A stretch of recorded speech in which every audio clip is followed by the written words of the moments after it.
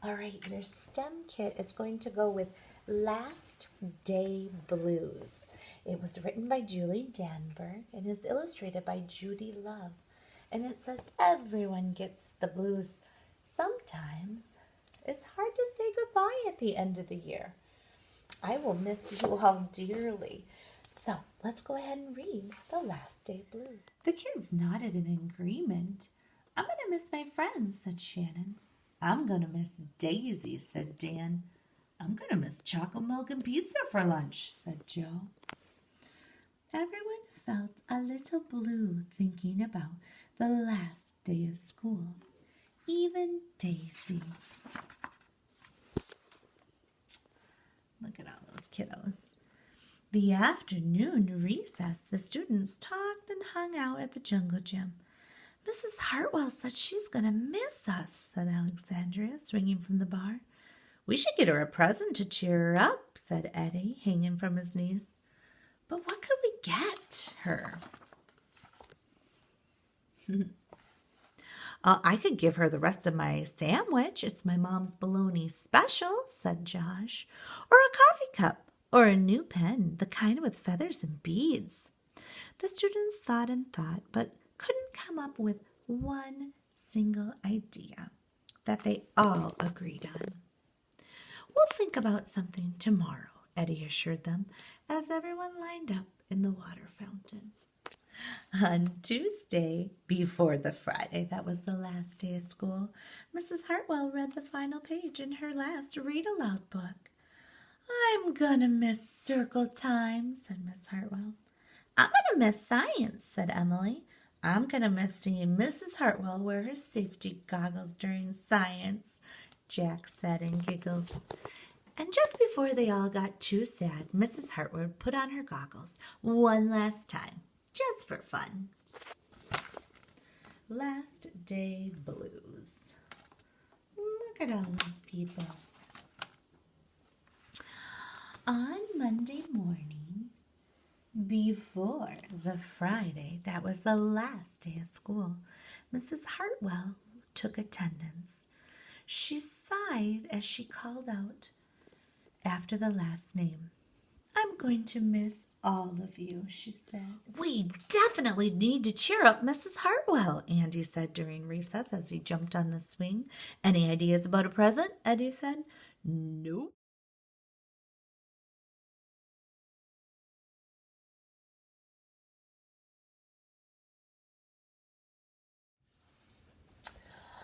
On Wednesday, before the Friday, that was the last day of school, Mrs. Hartwell brought in her super duper sugar cookies with extra frosting. I'm gonna miss snack time, Jack said, but I can't wait for the pool and barbecues. I'm gonna miss recess, but I can't wait to play hide and seek after dinner, said Alexandria. I'll miss school, but I can't wait for summer vacation, said Josh. The class discussed their summer plans and drowned their last day of blues with another round of milk and cookies.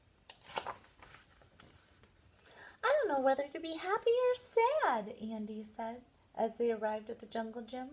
Well, Mrs. Hartwell is sad, said Olivia. She probably doesn't want the year to end. While we were swimming, she was reading her old lesson plan book, said Walker. And while we were playing, she was trying to remember all the fun times we've had.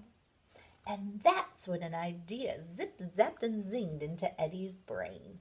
I know exactly what will cheer him up. Eddie jumped up and down. The class agreed. On Thursday, before the last day of school, Eddie raised his hand right after Mrs. Hartwell started language arts. We need some privacy, please, he said. And so Mrs. Hartwell took down a bulletin board with her back to her class. She never even peeked. Well, maybe once.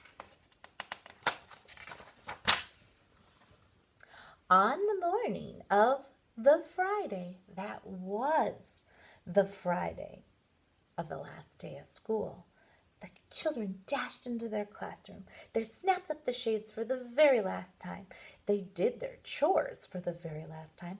They fed Daisy for the very last time. And soon, as the bell rang, they couldn't wait for Mrs. Hartwell to see their present for the very first time.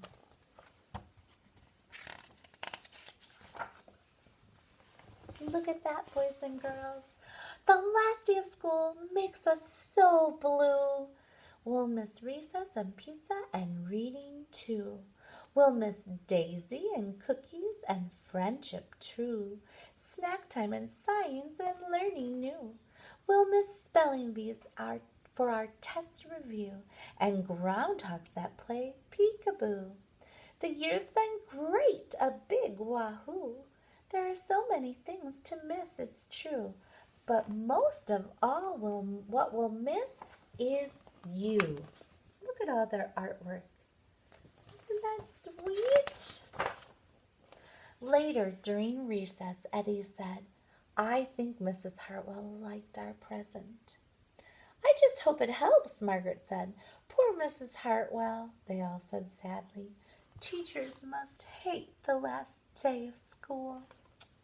And it is true. We do feel sad when you are all leaving. And then it was time. The bell rang. Goodbye, the students said as they rushed out the door. Goodbye, Mrs. Hartwell called. And then she remembered her empty classroom. It's just you and me, Daisy. I'm sure gonna miss them this summer. But I can't wait for vacation. Those silly teachers. First graders, that's how I feel. I am so incredibly sad that we're saying goodbye. But I know I'll see you again. I know I'll see you this summer. Maybe out and about in town and Adams.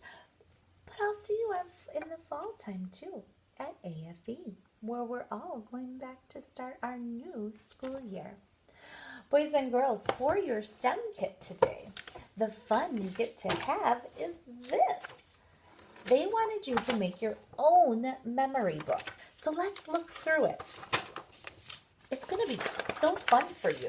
Now, they did suggest that maybe you take a cereal box and you make a cover for it.